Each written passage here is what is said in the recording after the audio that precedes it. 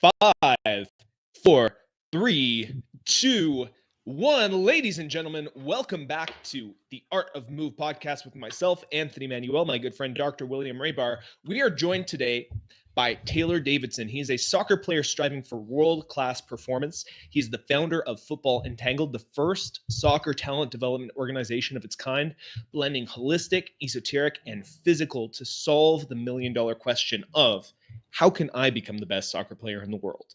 Football Entangled is the result of Taylor's journey overcoming several long-term injuries, years of chronic dysfunction, and the pain of failure. It's a mission to equip all footballers across the world with tools he wished he had for health, athletic, and skill transformation.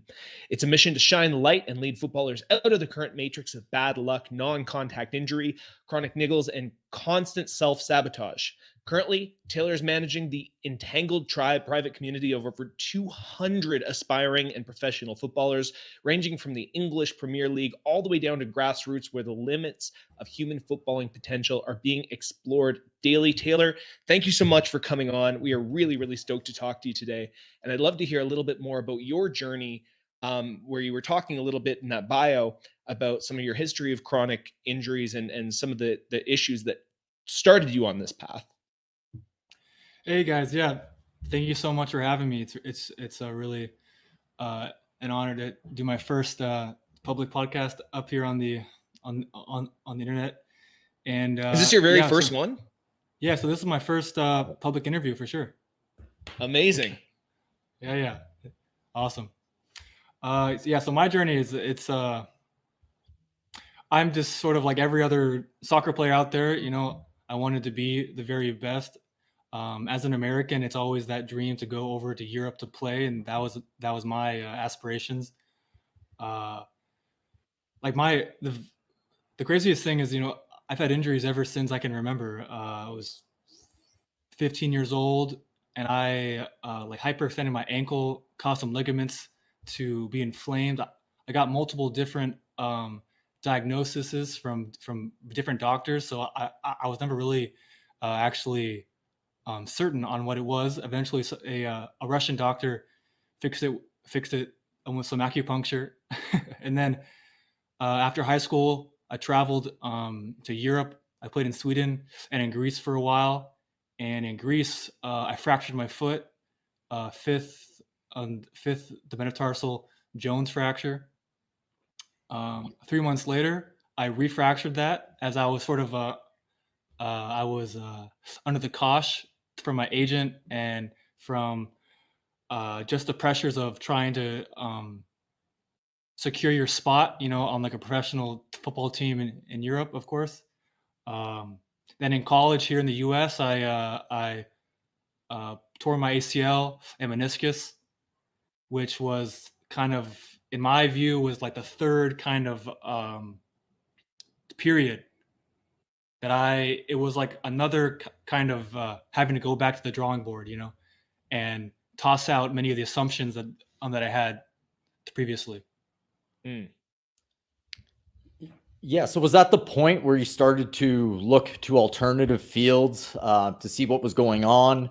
How did you make that transition from you probably had physios and strength and conditioning coaches growing up telling you what to do and how to manage yourself. When did you take over and really find out there was another path? Well, the funny thing is, it's not really like one morning you're following the mainstream, and then the next morning you're out in the jungle doing something else. It's really just a journey of like one step at a time, where you inch by inch, small little layers just fall off from this, I guess, conventional understanding of how you should rehab the body. I would say each one of my injuries sort of tossed off a layer. You know, the first injury, obviously, I'm in high school. I have no idea what's going on. Like, you just follow the doctors, and what happens is you come back to playing and you don't feel the same, and you wonder, you know, why. And just the way that I was, and the kind of person I am, I've always strived to have the best I can be, because that's what I want to do, I would say each time I had that big injury was where I had to go back and sort of toss out what I was doing before. I would say the fractured foot was a big stage where I realized, like wearing like modern shoes is probably not the best idea, especially as I'm from like a suburb area where like you drive everywhere, whereas I was living in Athens, Greece, in a big urban jungle where like you're on the train for like a few hours every day. So going from to being in the car to walking everywhere in those thick cushion like Nike sneakers, that was the first kind of lesson that I learned in the foot, and how important the foot functionality in the arch is. I think the ACL injury, and doing the modern conventional rehab, and then at the same time doing my own kind of rehab on the side, and seeing where these thought processes lined up and where they didn't. And yeah, each one of these I guess each one of the journeys was their own lesson on their own. And where I am now is a result of all those different experiences. So let's talk a little bit about what you were doing before. When you talk about conventional rehab or conventional training, what does that look like for you, and what effects do you think that had on your body? Where did it kind of fall short for you? Well, especially in the soccer or the football world, there is initially less of a focus on weightlifting and strength work as opposed to other sports. But being who I was the guy trying to look and trying to maximize all my different assets. So even in high school, like when I say conventional, there's a bodybuilding, there's more mainstream body weight work, CrossFit, all that different type of work. And then from a purely soccer point of view, there's the hours of ball work, there's the private trainers where you go and do shooting training and you work on your technique, and these endless cycles of hard work without really an understanding of what actually makes a top athlete, especially in soccer. And then particularly after my foot surgeries and my knee surgery, there's the mainstream rehab progressions as far as redeveloping the muscle mass and the range of motion in the ankle, doing the stretching, all the different forms of band work, trying to activate the glutes, activate muscles individually and isolate them with that kind of segmented view of the body. Especially after my ACL injury, I was really tossed into into the strength room, doing 300, 400 pound deadlifts and barbell hip thrusts, back squats, front squats, and many other kind of, I would say, non-athletic work.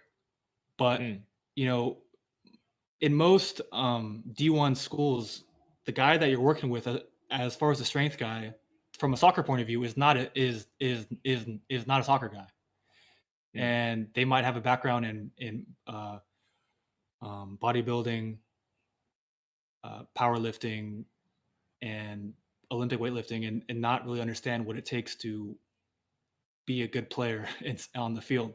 Because probably the biggest thing for me was, I was a guy in the gym after the ACL injury. I could easily, back squat, deadlift, barbell hip thrust, huge numbers. And yet on the star players were the guys that were 5'4", 130 pound, guys from the barrio that were just good players, and they're not the guys in the gym. Yeah, how do you solve that one in your head, right? Like the strength coaches, when you come back from an ACL, you can squat 400 pounds, yet the 135-pound guy is beating you, right? Like from a strength end of things, that makes no sense according to their logic, right? Where higher strength should mean higher output, more force velocity on the pitch, but it really doesn't work out like that. So my question is, how would you make a top athlete? If you were to manufacture one and you had blank slate, where would you start, and how would you go upon that for football specifically? Well, I think up until the age of 13 or 14 years old, I think every athlete should be playing the multiple sports. That's really where you develop on what I call the movement vocabulary, and how you understand how to move all your limbs into different ranges of motions. And obviously, if you're playing soccer, yes, your body's doing very dynamic things, but these motions are the same motions. Passing the ball, running, defending. There's different motions that your brain learns playing other sports. So, like for example, I come from a tennis family, and I was supposed to be like a big time player in tennis. I still play to this day, just not as often anymore. But tennis was where I learned how to move laterally, how I learned to understand on the spin of a ball, and those things translated quite well into soccer, being a defender. Going back to your question, I think first of all, you need to not mess up the body. You need to stop doing the things that are harming the function. And those are things that I'm sure you guys all know by now, as far as the modern shoes, the sitting, not being breastfed, eating processed foods, living in an indoor lifestyle, being exposed to too much artificial light and non-native EMFs, and then even just the social interactions on the playground is kind of the word that I use. In Brazil, they have the favelas, they have the concrete courts, and I call it the playground because it's where multiple levels of talent, multiple levels of ages, they all come together and they mix in this mixing pot, where the older players sort of show the young guys how it's done, and then the younger guys really get lessons taught to them firsthand. And it's my view, that's where talent is made. That's where the body is developed in a more natural and holistic manner that actually builds the multi-million-dollar athletes that major clubs from Europe buy from Brazil. You know what I mean? Yeah. That sort of like elder lesson, that almost an initiation, right? Because you have people who have walked the path before you, right? I think that's the word. Sensei is someone who's walked the path before, so that they can show you how to walk the path yourself. I guess culturally, you just don't get that, right? You have to hire a coach, or you have some guy who's not playing himself coaching like a high school team in North America, right? You don't see that sort of like culturally. You don't see like different age groups, different talent levels coming together to play. You don't have that pickup culture here as much. At least I don't see it. 100%. That's one of the biggest problems in the West, is where, this, for example, like in school, all the classrooms are separated by age. So everyone is with the same age people in their classrooms.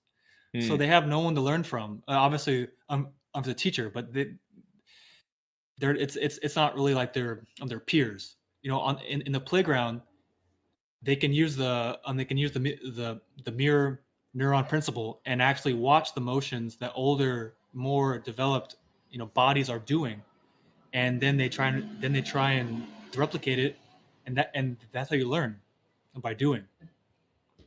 Yeah, I really agree with that. There's not a elder culture really in the West for anything. It's like, you have your parents, but in Brazil or some third world countries, you would go to the local playground and everyone would be there, right? So the aspects of having an elder are really not misunderstood, but it's not prominent enough in this culture. We need to bring elders back, and that doesn't even necessarily have to do with age. It's more wisdom as well, right? Like somebody who you can emulate that is older and more wise than you, and you can actually replicate what they're doing. That just doesn't show up. But I wanted to pivot into more specifics. I've watched some of your foot training videos, and I'm very interested. Let's start with how you view the foot. What's that? We love feet on this podcast. Oh yeah, for sure. Let's start with how you view the foot in general. And I was watching a video on toe extension, and that being a major key in foot strength, I guess you can say, or fascial strength. How do you look at that, or am I misinterpreting? Well, I think one of the major things that I don't see a lot of other, foot trainers understanding is the role of the toes and their ability and their potential to retract.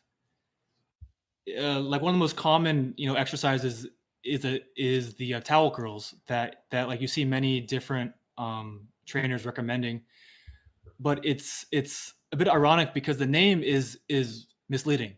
You don't want the toes to curl because that doesn't allow the middle toe joint to flex and to actually retract the toes backwards as opposed to curling down. And that's a major function of the whole foot being able to become a stiff lever in movement, and the toes just help to add another layer of tension that helps the ankle remain stiff in movement. That's one of the funniest things that I always see, especially in the soccer world, is all this ankle mobility work, and they're actually causing injury, Achilles injuries from doing this ankle work because they think that mobility is good by default, just on like a more is better kind of notion, not any actual objective knowledge. So you're saying that there's a certain level of ankle rigidity that you want for optimizing mechanics within soccer context specifically? Well, I would say all sports and any kind of a human movement, that the foot needs to be able to lock up with fascial tension so that the whole fascial system upstream in the body is able to actually engage. Otherwise, it won't engage, and muscles will compensate and they will stiffen up to try to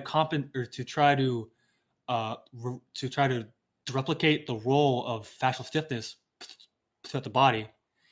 And that's where muscle starts to take on a role that is not that was not made for it. And then that's where you see muscle tightness, muscle injuries, and then eventually joint problems. So what do you see muscle's role? Like, to me, it's kind of like a start-stop mechanism to refine your fascial elasticity in motion, really. Is that kind of how you see it, or how do you see muscle's role in motion? I meant muscle versus fascia. Yeah. So that's perfect. Yeah, I view the body as, just for example, like as a car. I view the fascia as the engine and muscle as the turbos.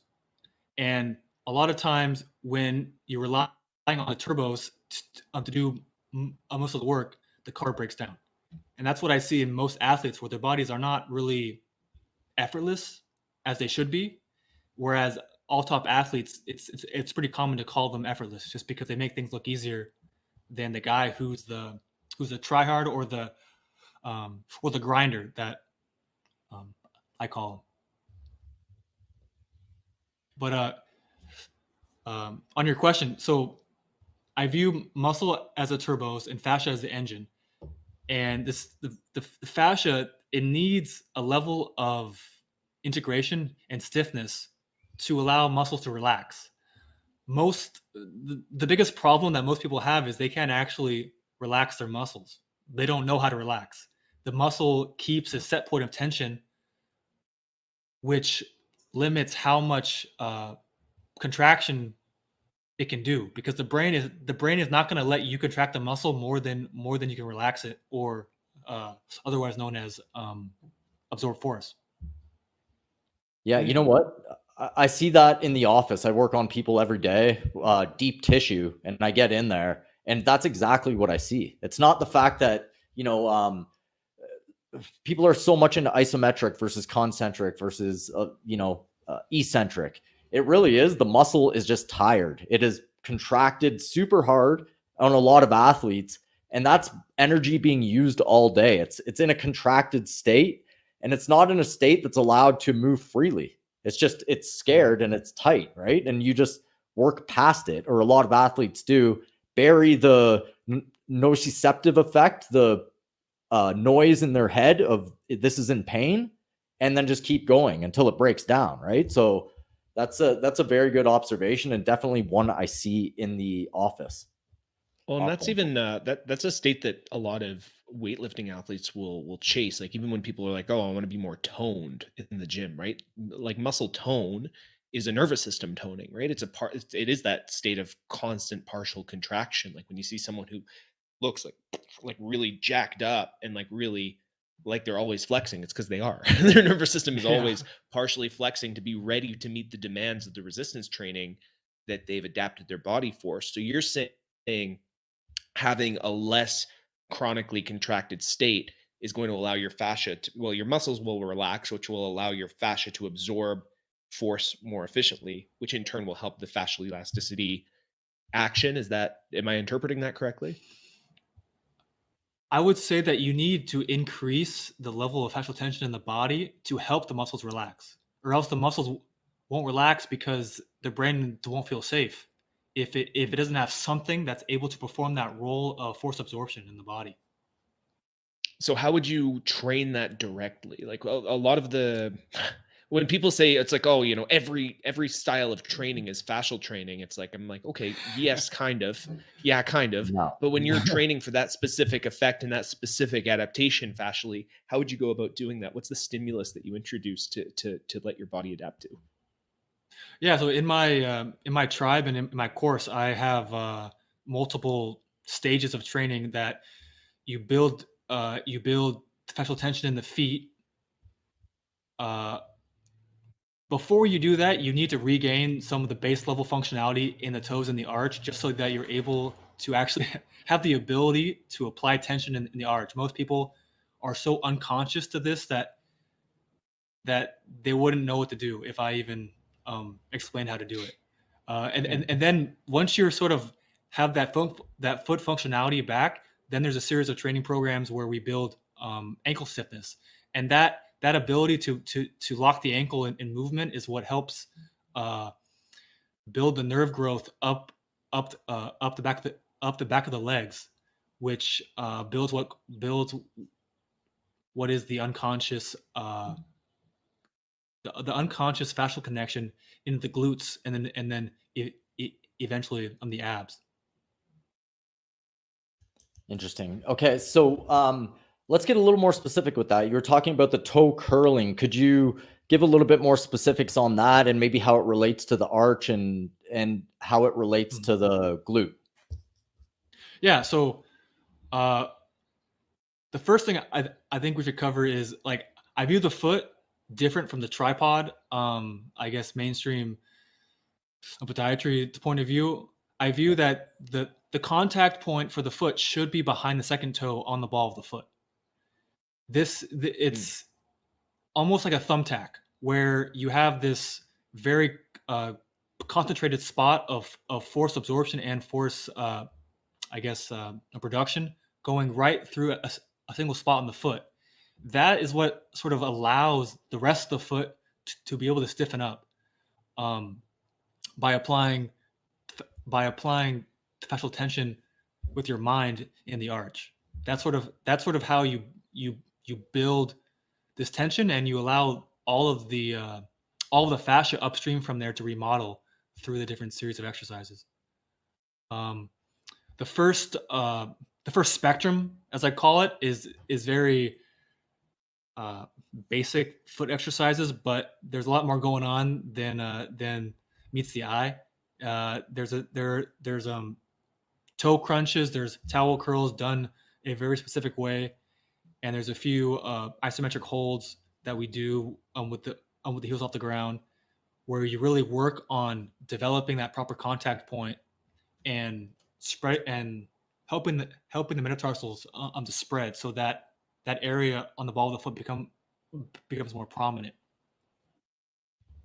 Do you see an issue with because I know I used to play soccer as well, or football, I guess. And the cleats I always found, I had a wide foot growing up, and I like trying to find cleats that fit was always the worst experience for me, because like I just always felt like they were crammed, and eventually I was just like, well, like whatever, I'll just have to deal with having a sore, cramped foot because I want to play and I want to wear cleats. Because do you find that wearing cleats chronically, does that cause issues upstream for people? Does that impede foot function? Is there are there like wider cleats that you look for your athletes to get? What's your take on that? The cleats is a very interesting thing because, like, one, they're not perfect. Like they like every soccer player that you talk to will tell you that the cleats are not comfortable. You just sort of get used to it. And like I also have wide feet, and even after my foot surgery, where they put in like a big screw in my left foot, made my foot even wider. So I had to find some weird looking like New Balance, like wide, like extra wide cleats that I would not recommend to anyone because they just don't feel like good cleats. But the interesting thing is when you make the cleats wider, it really makes it harder to play, because there's a reason why the top players like why they really like these narrow, thin, like plastic boots. It's because it sort of adds one more layer of stiffness onto their whole foot. It will obviously sort of go against what we want to happen in the foot, but all of the training outside of soccer and being barefoot most of the day counteracts what happens, over like 1 hour or over a match on the field. Yeah, that's very So interesting. Sorry, go ahead. I was just going to say, so it's kind of like deal with the effects of it because it'll help you play better. Ultimately, you will have that added external support, but just make sure that you're taking care of your foot and make sure that you're doing the aftercare and you're doing the strengthening exercises outside of your play time, outside of the time that you are wearing the cleats. Is that sort of the idea? Well, a big focus of my training is that you actually become built different, and you actually create permanent physical changes where you're not relying on constantly doing aftercare or doing special things to modify or counteract what happened on the pitch. We want your foot function to be far greater than what any kind of shoe can do to you. There are some things that I do recommend as far as like, for example, a lot of the studs in soccer. Some companies will only use studs that are like triangles, or they're more like blades, and then some brands will use studs that are more round. And I do prefer the on the conical studs, which are round, just because it helps the foot to shift and to pivot, especially like on turf, which causes a lot of injuries when you're wearing boots that have blades on the bottom, and then you're getting it stuck into rubber, and then your knee just pops, But yeah, but back to your question, I think the ultimate goal for any kind of training should be that your body is more powerful than any kind of match or exercise that you're going through. So all my athletes and all my players, the optimal point is where it doesn't matter what boots they're wearing. It doesn't matter what field they're playing on. It doesn't matter where they're playing. All the work that we've like coded into their system, all the fascial molding that we've built from their feet and their hands is puts them at a different level where they're not affected by these things. So how long in general does it take to fascially mold somebody? Like with what you were saying, what's the general timeline that you can get someone to see big changes and results on the pitch? Well, the interesting thing about that is, in my view, everybody is somewhere already on the spectrum. It's either if you're closer towards the on the left, where you're very muscle driven and you have injuries and you have a history of poor foot function, then from there it's going to take some time, like at least a few months, just to first unlock this ability to consciously remodel your tissue. That's going to take time, at least a few weeks, and then possibly 6 months to build the actual connection under the glutes. If you're already playing at a decent level, or if you're even a professional athlete, you already have some of these things in place. It's just that you're not aware of it, and it's just a matter of uncovering this neurological ability to mold your tissue, and that takes much shorter of time. It's just a few weeks, and then also from that point of view of working with someone that's already higher up the level of sports, it's also about trying to break down some baggage that they might have from like years of lifting or a injury history. So could you? Sorry. Please go ahead. Go ahead. No, after you.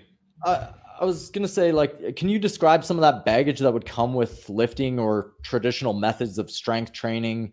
And what are soccer's traditional methods of strength training? I know you mentioned that there's not much actual lifting, so could you mention what traditional training is, and then the consequences of what those are? Yes, I mean, it really varies on what kind of country and culture you're in. If you're if in the West, in the West, you're going to have more of that traditional gym regimen. Where you're doing machine work or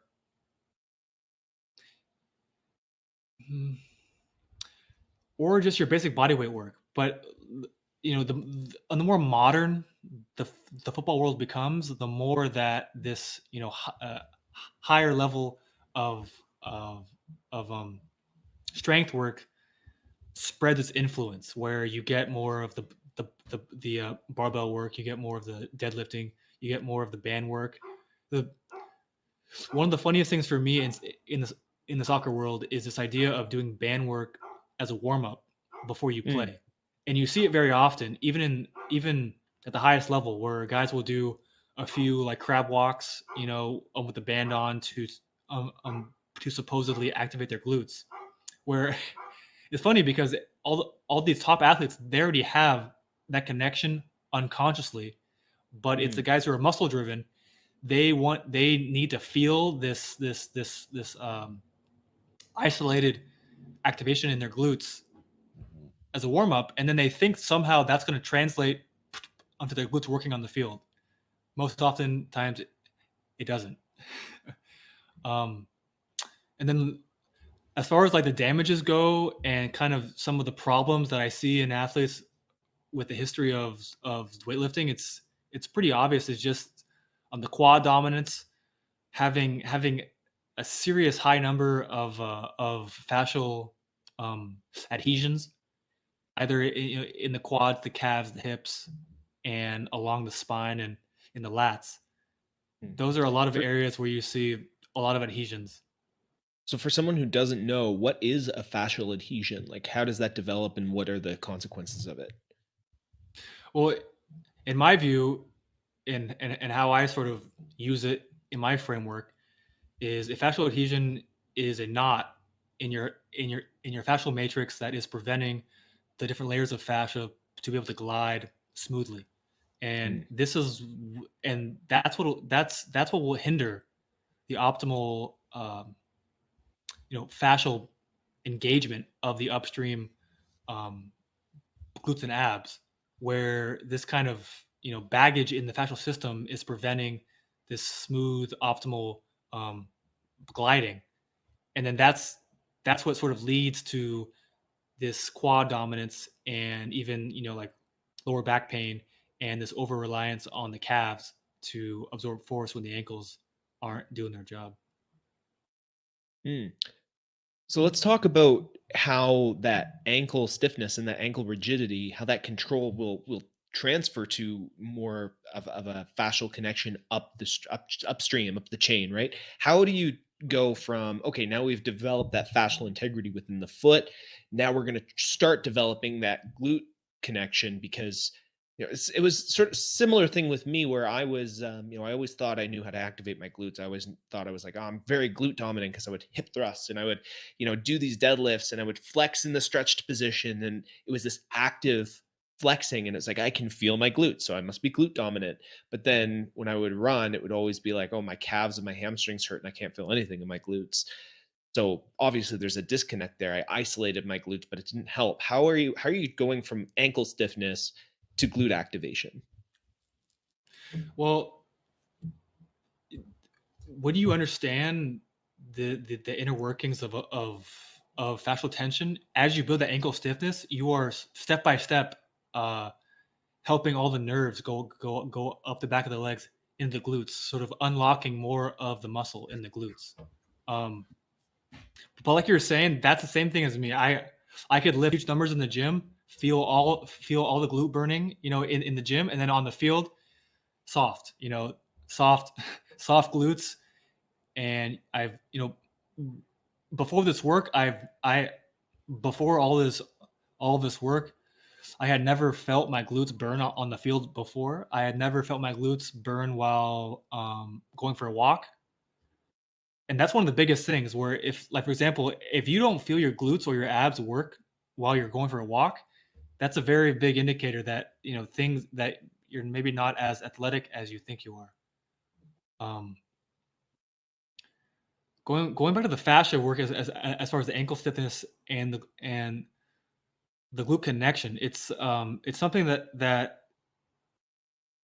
this ability to apply tension in the arch is somewhat of a catalyst for the whole fascial matrix upstream to reorganize and to basically fix these problems that might be hiding from years of lifting, or years or old injuries and old scar tissue. It's sort of why I always talk about how important the root cause is over trying to train the symptoms, where you were trying to play God almost, and fix this thing in your hip, fix this thing in your shoulder, fix this thing in your abs, and try and like fix each little piece, and then think after all of that, then it'll all come together somehow. Well, in reality, it doesn't really. Like, you need to actually just help the body do what it wants to do, and that's sort of what my work is really like focused on. Right. Yeah. So with the glute ab connection, I definitely feel my glutes as I run, but I don't feel my abs. Do you mean rectus abdominis, or what should be the feeling in the abdominal area? And how do I know I'm connected there? Well, for example, I'm sure you've done, like a plank or like an ab crunch before, right? Mm-hmm. And so, like, what it feels like for your abs to burn in that, right? Yep. So it does not feel like that. It feels it feels almost like you would think fascia would feel. It feels like a thin, like a wavy net of tissue that is being, I guess, pulled on by your foot. It's much more of a like holistic feeling. I think that there's a word for it in like Tai Chi, like where they called it the iron shirt, I think it is, where you feel this thin layer of tissue from your rib cage down, and it's almost it's like a web, where you feel this web being pulled on from your foot all the way up the back of your leg, the glutes, going through your psoas into the core. Okay, interesting. I do feel that actually. Awesome. It almost feels like my rib cage is expanded. And if I get into the back chain, my hips back as I'm running, I run uphill all the time here. I can feel that glute and I can feel that tight feeling. It's more of a tight feeling in my abs, but I'm not trying to brace. I'm not doing any of that. It's just happening. And at the same time, my upper body's loose. I can move it around, right? So that's more along the lines of what I feel, never a burn. Sorry, Anthony, I cut you off there. Were you gonna? No, yeah. I mean, for me, it's I very seldom when I'm doing, say, a sprint workout, I won't necessarily feel my abs burning or like freaking out too much. I definitely feel them engaged. I definitely feel them bouncing. But the next day, if I do like a really good hard round of sprints, like all through my transverse abdominis, all through my obliques, like everything, it just feels like I spent like an hour or so just working on my abs. You know, let's not even talk about like the glutes, hamstrings, everything else feeling sore. Just all through that whole midsection is like, what the hell? But I don't necessarily feel it while I'm doing it. But that's kind of, you know, if you're kind of in the flow, I find, you know, when you do a lot of fascially focused training, I don't find there's a huge amount of muscle burn when you're doing some of the bounding stuff, unless you're like really Oh yeah. repeating over and over and over to the point of excessive fatigue. Um, do you so you do specific exercises to create that effect? Do you do abdominal specific training? Like obviously you're not doing planks, you're not doing crunches like you're saying because you don't want that feeling. Do you have specific exercises that you do to create that feeling of the iron shirt of that fascial web engaging during like say locomotion? Well, yes and no. You know, I really don't like this kind of I guess this fad of core strength or like doing like core work Yeah. because you know everything that you're doing should be core work because the core is core to your body working right. And so like you're saying, the abs being sore the morning after like sprint work is perfect and is what you should expect. Um, if your ab connection is somewhat like new and you're really trying to like build it, then feeling abs while you sprint would be more expected. But if you've done many years of work, then the morning after is a more ideal. Um, there there are multiple exercises where you go through uh, transitions of different sensations. First, you'll first you'll be building stiffness in the ankle and the arch, so you'll feel a lot of burning there, more of like a fascial burning. And then as that develops, then you'll almost be forcing the fascia upstream to engage, and then that fascial burning will travel up to the glutes. Then once you've built that enough, then it'll travel up to the abs, and that's where you know sort of my I guess core work starts to come because you have the ability to have the core engage during movement after you've done the work in the ankles and in the glutes. Yeah, very Um, cool. Yeah, very cool. so what about where your hips should be? Like, is there a position that you see the hips more natural? So for me, it's having my hips behind my ribs in an anterior tilt with my spine nice and long. That's my basic cue for myself, right? Do you see something similar there, or how do you view it? Oh no, yeah, I think the Goda framework as far as back to dominance is I think it's spot on.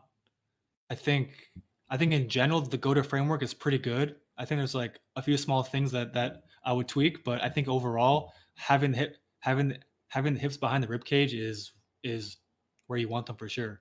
There's a there's a soccer player that plays in England for Man City, which is a big team, named Raheem Sterling, and he has the most obvious back chain dominance that the most obvious back chain dominance that you will see probably in sports, where it's the glutes are so far behind the rib cage. It's just it's very obvious for anyone trying to understand what back chain dominance really is. So do you think that somebody could develop good foot to glute connection being front chain dominant, or does it have to be in the back chain? Do the hips have to be in the back chain in order to, and the pelvic tilt? Does the pelvic tilt have to be anterior, or can there be neutral or posterior tilt? Yeah, I think that's a good question, because we're sort of trying to mesh two different frameworks. I think you can develop the fascial connection upstream in the front chain. It's just not as optimal, and I think eventually you'll have problems in either like joint breakdown or some kind of like hip impingement. But optimally, I think we can get everyone in the back chain and develop that fascial connection, so that they're somewhat able to maintain the back chain dominance without having to think about it. So that the fascial molding actually puts you in back chain, as opposed to you having to do it yourself. Right. So the structural change will actually create a behavioral change. That's right. Yeah. Yeah. So at the start, do you find you have to cue people into this, or do you devise exercises in order to to make the attributes to allow people to get into these positions of advantageous positions, fascial dominant positions? Like, how do you view that? Is it, I'm going to rephrase the question. Do you view the exercises that you do as building a frame, the attributes to the movements that you want? Is that how you view it? The biggest distinction that I try to get across is that my work focuses on the function, and then the form that we see on the external, all the different joint angles, that should be dictated by the function. Like Anthony was saying, making these tissue structural improvements so that we see the optimal angles of the spine and of the hips. Right. So it's the joint angles are a result of the structural adaptations. The fascial tension that you create encourage these joint angles to happen organically, especially during and in movement. Yeah, exactly. Because the biggest thing that I think that a lot of I guess so-called experts in the sports training world don't understand is that when you're on the field and your job's on the line, or your future your life dreams as an athlete are on the line, and you have 11 other men that want to beat you, there's no time to consciously try and put yourself in back chain to try to make sure your glutes are activated. There's no time to try to consciously think things through. It has to be ingrained in you to a point where you do it as an instinct, and that's how all the best athletes are. And do you think there's a place, like obviously you're focused very much on the structural side of it. You want to create that structure, you want to create that stiffness and that fascial tension, and that will obviously encourage the behaviors. Do you think that there's a place for practicing the behaviors themselves, like in terms of staying back chain throughout the day? Are you doing that? Are you doing any exercises to encourage these patterns, or is it all structure and then you kind of expect the patterns to show up in the actual sport training itself? No, I think it's important to show them these optimal patterns that you want to strive for. So it's not the main focus yet of my training paradigm, but I think it's a bit stubborn to sort of do all this work on tissue, but then what's the point if after a few years you still move in these wrong like patterns, right? So I think like you're saying, there's an optimal ratio in terms of intertwining, understanding the function, and then making sure that you're trying to build that function in the right spirals and the right angles.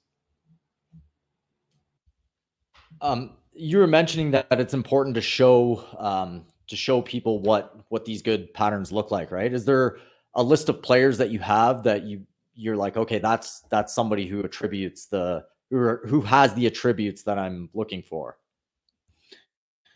Oh yeah, I mean, in the soccer world, there's a lot of players that show off very particular, I guess, attributes that I really like that I really like talk about a lot. Like there was a guy named Riyad Mahrez, also for Man City in England, and he's a very skinny Algerian, born in France. He's just fastball driven up to a T. He's very skinny, very thin, but he's extremely fast. He's a winger, and there's a funny interview. There's a funny interview talking about how his touch is so good, or how he was able to have such a good touch on the ball, and he responds, saying that he never trained his touch, and that it's just natural, and so that's one of the things that I try to help footballers help soccer players understand is that all the training in the world to try and build the optimal touch or build the optimal skill is great, but if you don't actually build the function that makes it possible, you're not going to have these permanent upgrades. And so when there's like naturals like that at the highest level talking about these things that are up to them it's just normal, but to someone else it takes them 10,000 hours of training just to get something even close to that. There's a whole shift of understanding.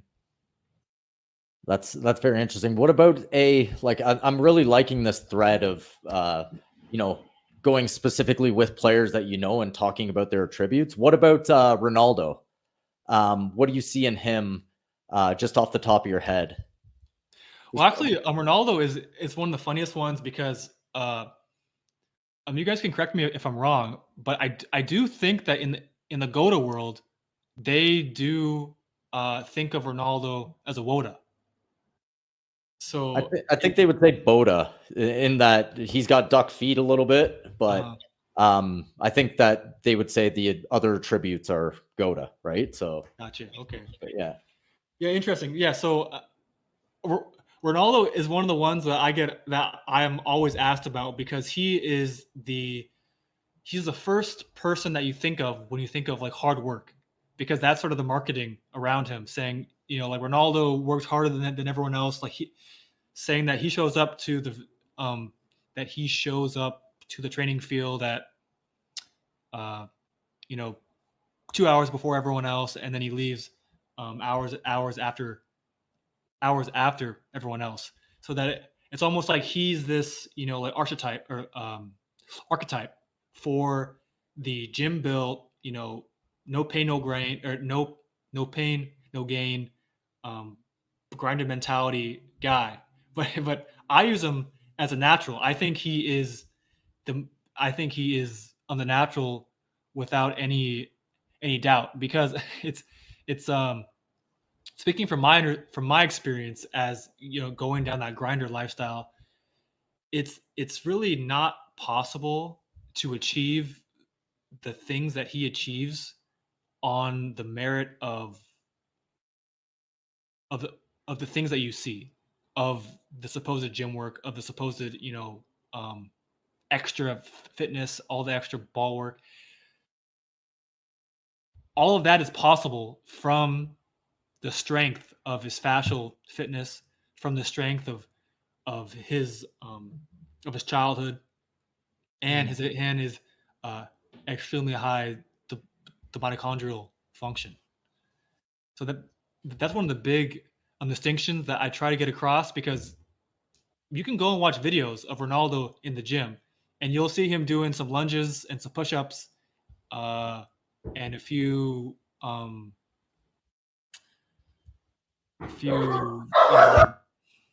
squats, and maybe a few things some machines. Mhm. And then if that was the secret, then there'd be a lot more Ronaldos out there, you know? Right. So do you Because think it's mostly like you were calling him a natural? Do you think it's more just like the way that he was brought up, the fact that he's been doing it his whole life? There's some genetic factors. He can get away with like maybe suboptimal patterns, at least according to Goda. And you know, he still has that fascial integrity. It's not because of his training; it's almost in spite of his training. oh yeah, exactly. My like major point is that all pro athletes at the highest level, they succeed despite their training, not because. And Mhm. the mitochondrial function, the fascial fitness, the background in athletics from a childhood, you know, outside on in the playground. I think those are the major strengths that someone like Ronaldo is really built upon. And then, Mm. you know, going and doing push-ups, going and doing pull-ups, going and doing, you know, different different like workouts for Instagram, I think is here nor there. You know, it's Yeah. just to look good, and it's not like if we did a study, you know, where we took 10,000 young players and we all copied Ronaldo, then I don't think we'd have more Ronaldos because that's what happens already. You know what I mean? Mhm. There's So all these pros are basically succeeding despite their training. And so what you're looking at is like, okay, what are the fascial attributes? What are the mitochondrial attributes? What are these attributes that, you know, based on their background, how can I kind of reverse engineer these things that make these people naturals? So we covered the fascial fitness thing a little bit. You talked a lot about the fascial integrity of the foot, helping all upstream the chain. You talked about you mentioned mitochondrial efficiency. Is that part of your program? Is that part of how you address the overall fitness of the football players who you're mentoring? oh yeah, for sure. The the way that my programs work is I have a threefold framework. You know, the first is what's called the inner furnace, which is very focused Mm. on the mitochondrial and the diet and the lifestyle aspect of things. And the second uh, is the internal foundation, which we've already covered as far as the fascia and the muscle and the spiraling nature of the body. And then the last is the game, which is more of the soccer focused aspects of how the first two pillars mold to the sport that you play. But yeah, like you're saying on the first on the first pillar, um, I I really try to teach and help players understand the work of guys like Dr. Jack Cruz, Dr. Gerald Pollack, Mm. um, a few other guys just in the quantum biology space, and understanding how light sculpts life and how important it is to under like how wide ranging every lifestyle choice that you do has an effect on your mitochondria, and then how important the mitochondria is to your body to your base health, basically. Yeah, so what's some easy low-hanging fruit you could give to, an aspiring young soccer player? They're like, I can't afford your programs. Can you give me, a couple things I can do right now to start on this path? Yeah, of course. The most important thing is the first thing of the day is that when you wake up, you want to wake up early enough. You want to wake up early enough for the sunrise, so that you're able to go outside and be able to sun gaze every morning for the sunrise, because that light spectrum that you absorb, that is what sets your that's what sets your circadian rhythm for the whole day. And in most people don't most people don't understand how influential the sun is to their body. All the hormones that all the hormones that you release and that you make, most of them are built in the morning.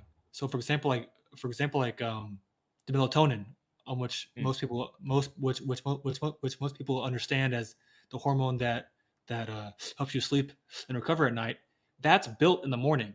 So you need morning light on your skin, or else you will not make melatonin. Interesting.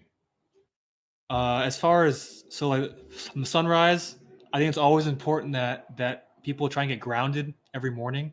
That means bare feet on the grass, on the dirt, or the sand, just so you get grounded and you're able to absorb the a negative charge from the earth, which helps to relax your mitochondria and basically allows you to absorb free energy from the earth, which is it's free. So I think everyone should try and do it a little bit. The only problem is nowadays is where everyone lives in very urbanized areas. So I wouldn't recommend grounding near like cell towers or any kind of big like powerful like machinery and stuff like that. But yeah, and then I think the most after the morning sunrise and being grounded, you want to avoid all aspects of what I call fake light. Which is any kind of light from a TV screen or from your phone or from overhead lights. And the fake light, I will also toss in sunlight through windows is a very important thing that most people don't understand is that windows filter out a certain portion of sunlight, which then you get a isolated spectrum of light into your environment, which is pretty toxic for the body. It makes you blue light toxic. So that's a very important aspect of becoming or trying to improve the level of function in your mitochondria, because every lifestyle choice that you make either can give your mitochondria more energy, or it can decrease the function of your mitochondria. As far as like the food goes, I recommend obviously the organic, pasture raised, fresh, local, unprocessed foods.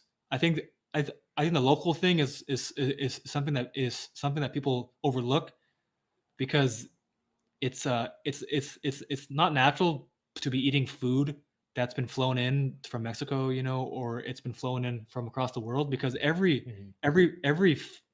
all food absorbs light and it holds basically circadian information as light, and that's what gives your mitochondria the understanding of where you are in space and time, as far as your latitude and your as far as your latitude and your altitude goes.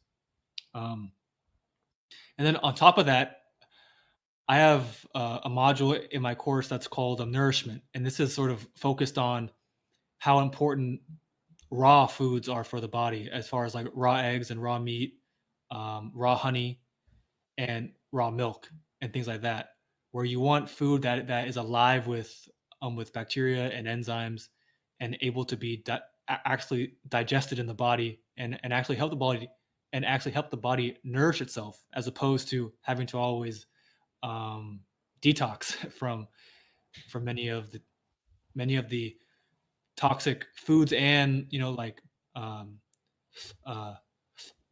hygiene products that we have these days. I started eating some raw meat and raw egg yolks recently because I was out at a restaurant with my dad, and we had steak tartare with like Nice. a quail egg yolk on top, and I was eating it. I was like, oh, this is the best. And I thought about it. It's like, this is just raw meat and raw egg yolks. What, like, and it's so good. And you think of it in the context of steak tartare, and you're like, oh yeah, it's the best. But then I had this really nice local ground meat from a farmer, like less than 50 kilometers away. And I wouldn't eat it raw. And I was like, oh, I shouldn't be eating raw meat. I shouldn't be eating raw egg yolks. But I go to a restaurant, eat steak tartare, and I'm like, oh, it's the same thing. So I started putting some good fresh ground beef in a bowl with like one really dark egg yolk on top, some salt. And it's like, wow, this is just as good as what I was getting at the restaurant, basically. Mhm. And I was surprised at how much I enjoyed it and how good I felt afterwards. It was very, very easy to digest. I didn't have any digestive issues with it at all, and I felt great afterwards. So that I always thought the raw meat thing was a little overhyped, but I do see how some of the bacterial benefits, some of the, some like not cooking the enzymes and not cooking the bacterial culture out of these foods, how it could have some sort of benefit. It's pretty interesting. So I want to pivot real quick, because we have a really, really active chat today. We have a Oh ton of yeah. people in the audience today. And I'd like to let anyone know, this is we record these live on No Filter Network. If you're watching the replay where you can interact on the chat, you can hit the knock button. If anyone wants to hit the knock button today, I just want to know what your question is in advance in the chat, and I can definitely ask some questions. One of the questions that we have in the chat is, what athletes have joined your program, and what are people saying? So many people say it is just amazing. This is from Ivan Banovich, I think. Banovic. So what athletes are in there? So can you ask him about who did join his program, like some athletes from Premier League, and so many people say it is just amazing. Okay. Well, yeah. There's as I'm sure you guys know, a lot of major athletes like DM me. Some join, some don't. Uh, One of the guys that I was working with in the Premier League that plays for Leeds United. His name's Adam Forshaw. He was out for about 2 years with some chronic hip and glute problems. He Hmm.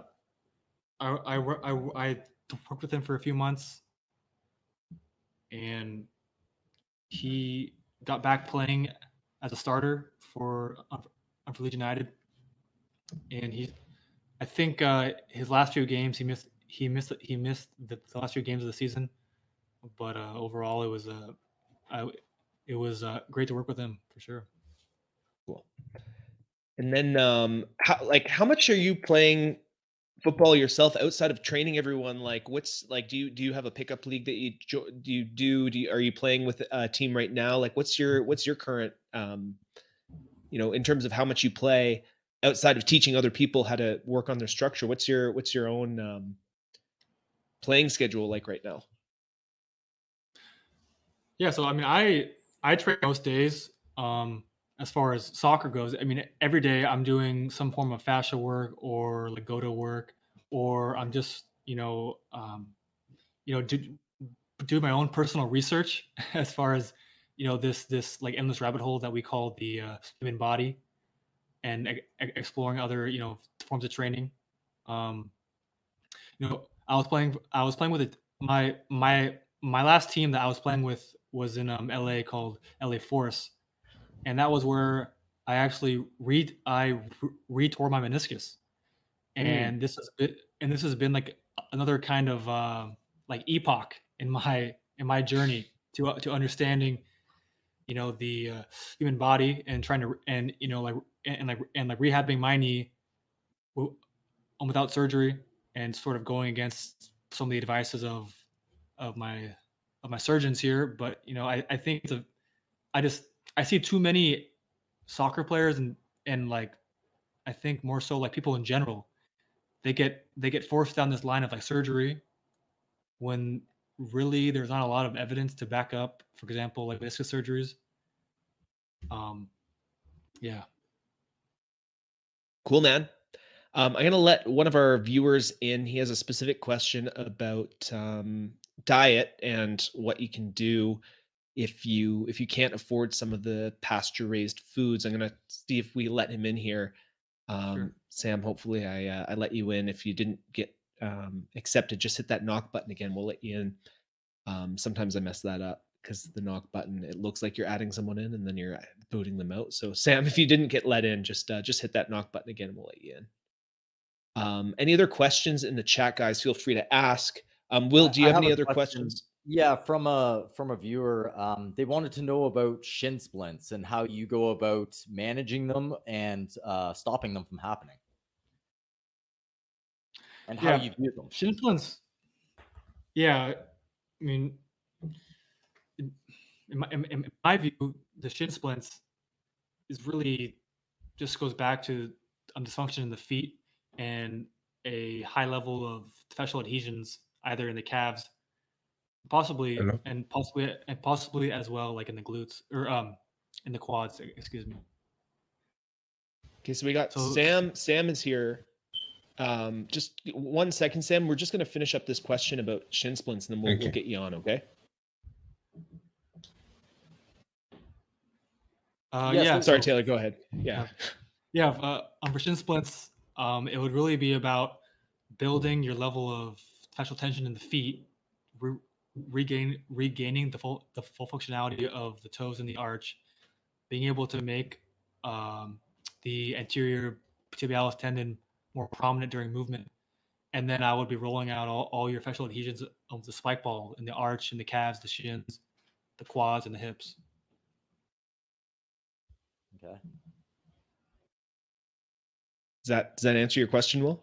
Yeah, it does. I was gonna say, like, do you see, like, how do you see people getting shin splints in the first place? Is it weak feet? Is it the fact that they're slapping down with their foot? Is there something that you see from a player over and over again?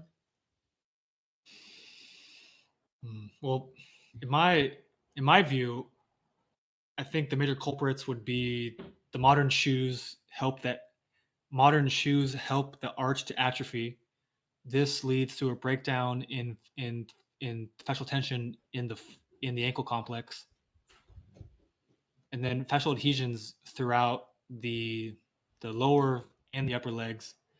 This leads to this kind of cycle that causes the shins to become, not functioning as they should. Gotcha. There you go. So we got Sam on here. Sam knocked for a specific question about nutrition. He had a few questions for you. So Sam, where are you coming in from today? England. You're in England. All right. What's your question, man? So for me, I'm a 14-year-old teenager and I'm not able to buy like grass-fed meat, raw local honey, local milk. I mean, raw milk. I know about that stuff, but I'm not able to like afford that type of stuff because like in my area it's quite expensive than the normal ones that you find in the supermarket. So what kind of foods can I be eating? Well, here's the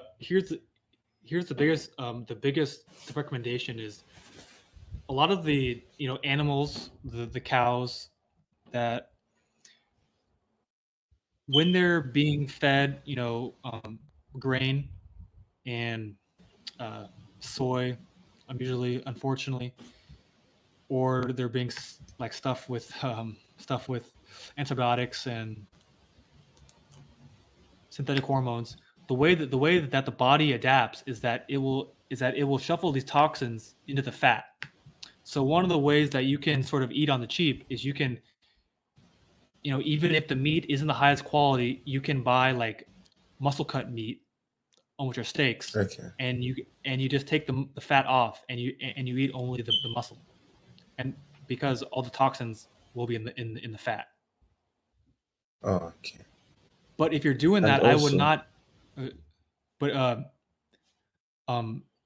as the last thing, if you're doing that, don't eat organ meats from animals that aren't healthy. I would really Okay. avoid that. So what about raw milk and raw honey and stuff like that? Well, raw milk, raw honey they're not cheap. That's just the reality cheap. of.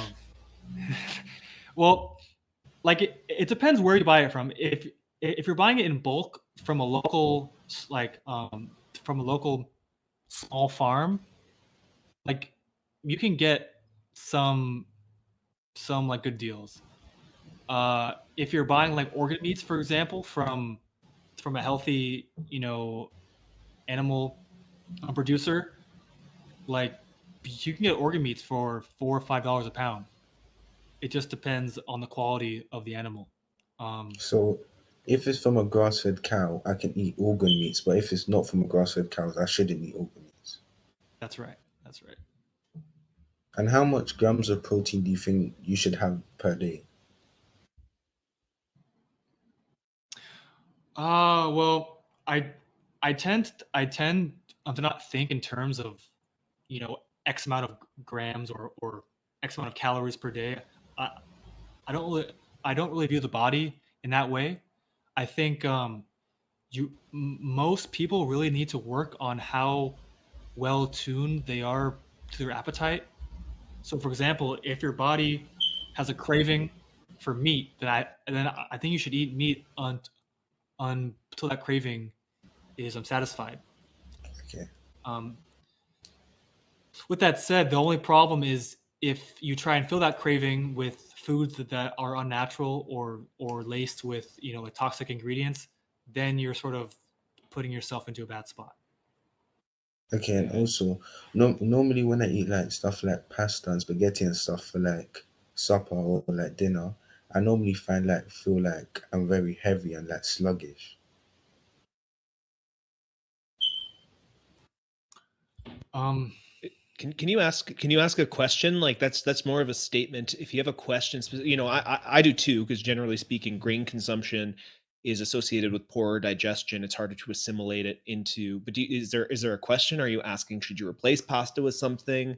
And Yeah, this will be the last question. So you're asking what to eat instead of pasta so that you don't feel heavy and sluggish. yes, Like what's a good staple food instead of pasta? yes. Okay. I think for me the most obvious example is I would try and go for like white rice over pasta. Mhm. It's just Okay, because of the manufacturing standards for the grains to make pasta is much more hybridized and industrialized, and the white rice is so simple and kind of there's just much less to worry about as far as like anti nutrients that your body has to try to um, has to try to filter out. But it's always my recommendation that when you have cooked starch, that you should pair it with raw fats. So for pasta, like that would mean like um, raw butter, and that would help your body digest much better. We okay. got Burns. The Eric Burns he's a former pro MLB player, Major League Baseball player. He's in the chat. He's saying spaghetti squash, and I would have to agree. If you want that pasta feel, having Oh, yeah. spaghetti squash is pretty good. It's not as high carb. It doesn't have as much energy as say like pasta or rice, but it's a great alternative. Hey Sam, thanks so much for hopping on here. If anyone else has any questions, we'll take a few more in the chat, and then we're going to wrap this up. Thank you, Taylor. Yeah, Yeah, of course. cool. And so we got a couple more questions in here. I'm going to scroll up. Will, did you have anything else here? No, not right now. We'll take the viewer questions if any come up. Yeah, and if anyone wants to actually ask the questions and come on like Sam did, there's a button called knock, and you can hit the knock button. We'll let you in. We have Leonard is asking, what if naturals have a high number of adhesions for some years due to their movement patterns permanently? Do their movement patterns permanently start to change? So I think I'm going to rephrase the question because I'm not entirely sure what he's asking here. I think what he's asking is if you have a high level of fascial adhesions from the way that you've trained and moved, will it permanently affect your movement patterns? Is it something that you can reverse? Oh yeah, for sure. I think it's just a matter of trying to walk backwards and undo the damage that's been done as far as the fascial adhesions and any kind of like movement patterns that have been ingrained in you due to those things. Cool. Yeah, I think I'm Leonard from the tribe as well. There you go. We have Daniel's from Germany, and he's saying his team does strength training regularly, and many things contradict your approach. And trainers probably do that too. If you're forced to basically be in a strength training environment, you're part of a team that does like this you know, you're in a team and they basically make you train a certain way that's going to be counterproductive according to you.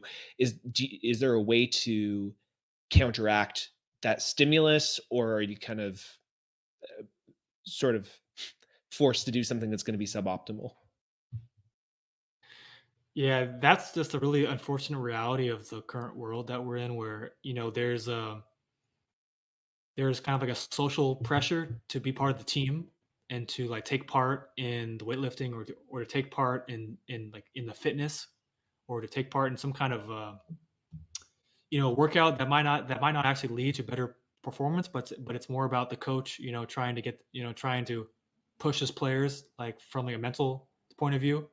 Um, as far as like the gym work goes, I have no shame about this. I'm fine with my athletes just kind of like skimping by and just like um, uh, skipping sets, doing less reps, um, doing their best to just go like to undergo low weight and to not add extra plates, and just to do as little as possible.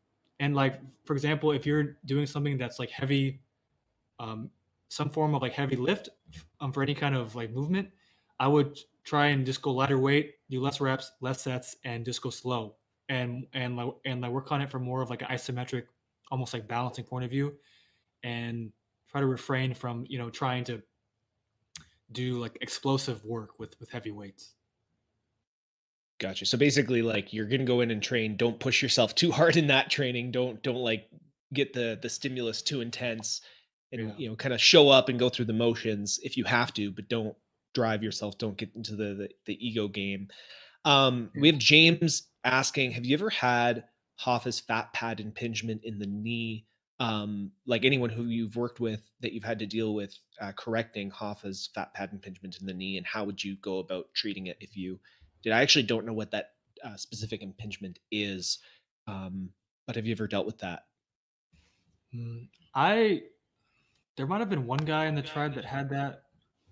Off the off the off the, off the off of the top of my head, I don't remember. Um, the very I interesting deal thing with that about every day. So, I mean, I oh, can Do okay, you? answer. Oh, yeah. go ahead, go ahead. Okay, so there's a lot of knee injuries that happen that are kind of misdiagnosed. So I wouldn't exactly. Um, you have to get that one right. Okay, so underneath the patellar tendon, right where the kneecap is, there's a fat pad, and that's to shock absorb. And that fat pad has a lot of nerve endings. And when that gets irritated, because it's mostly an inflammatory thing, then it becomes very, very sensitive. So it really is, I mean, a movement fix, right? Because you're likely getting it from bad patterns of movement. Maybe your knees coming in as you're moving, or you don't have that foot to glute connection. So it's a constant irritation of the pad underneath the knee. Now, you can do things that are stopping it from being irritated in the short term. Okay, you can do band work like Kelly Starrett's voodoo floss. Depends how many resources you have, right? Kelly Starrett's voodoo floss is a very easy one to do because that'll drive blood in and out. You can take your two thumbs and massage gently, just like this, with your leg extended. So basically, your leg is extended, so your quads are off, and that'll shut down the basically the patellar tendon from being long, so you have access to that fat pad, and you just massage gently for about 30 seconds 2-3 times a day to get some blood flow in there. Okay, because it's about getting fluids in and out. So those are practical things you could do. Voodoo floss, massage underneath the kneecap 3 times a day, 30 seconds gently. There you go. I'm gonna do one more question here, and then we do have to wrap up. I'm gonna do this one really because I find it really funny. How do you get over the taste of raw liver? I swear it tastes horrible. I do drink raw milk, I eat raw honey, but raw liver, nah, this is awful for me. And it's funny because I have a video on my Instagram. If you guys aren't following me, at the body moves, in my nutrition highlight, I have a video of me eating a piece of raw liver, and I'm just kind of like just gagging a lot. So how do you cope with the taste of raw liver if you even find it gross? Yeah, that's a good question. It's funny because I mean, Like for example, like on the raw eggs, I didn't start with the raw eggs like right away. I think a way that you build up to raw eggs is you do what's called the milkshake, which is raw milk, raw honey, raw cream, and raw eggs. And those other ingredients help you build up that tolerance on the raw eggs. So like raw liver, um, I would start with just very small bites, and then the other thing, guys, is these kind of meats, um, you know, devoid of you know um, flavoring and other ingredients that might mask the taste of these more natural foods. It, when you transition your body and your taste buds away from all the processed junk where you're always used to having sugar in the food and used to having these different kind of natural but also artificial flavorings, you begin to actually taste more natural food. You taste it better. It's more appetizing. So I would say as you work on removing things from your diet that aren't as natural, the raw liver won't taste as bad. And also just use it as like a supplement. Just like a few bites each day. It's not like you have to eat like a whole liver in like one sitting. A few ounces will do the trick. And you know what?